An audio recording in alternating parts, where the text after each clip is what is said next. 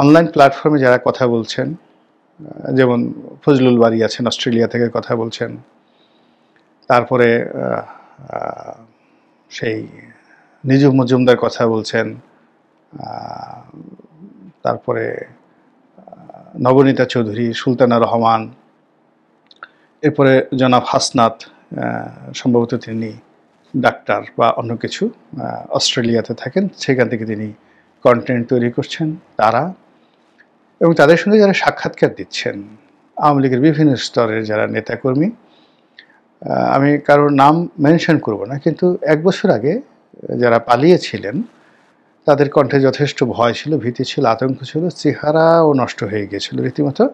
আমরা বরিশালের ভাষায় যেটিকে বলি ভ্যাসকাইয়া, মানে চেহারা ভ্যাসকাইয়া গিয়েছিল, চামড়া নষ্ট হয়ে গিয়েছিল। এখন সেখানে মনে হলো যে আজকে ঘি মাখা হয়েছে, অথবা সবেমাত্র আপনার একজন মানুষ 19, 20, 21 বছর বয়সে, মানে টিনেজটা যখন শেষ হয়, 19 বছর বয়সে টিনেজ, 20 বছর বয়সে বা 21 বছর বয়সে নারী এবং পুরুষের মধ্যে একটা নবযৌবন দেখা দেয়, চামড়ার মধ্যে একটা উজ্জ্বলতা দেখা দেয়। এবং ওই সময়টাতে সবচেয়ে কুৎসিত পুরুষটি তিনিও বা নারীটি তিনিও সবচেয়ে সুন্দর থাকেন।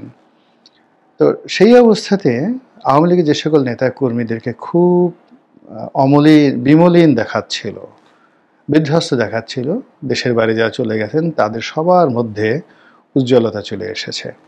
আমি সময় রেজাউল করিম সাহেবকে দেখলাম, তারপরে আমিনুল ইসলাম আমিন তাকে দেখলাম, এস.এম. কামাল হোসেনকে দেখলাম, বাহাউদ্দিন নাসিমকে দেখলাম।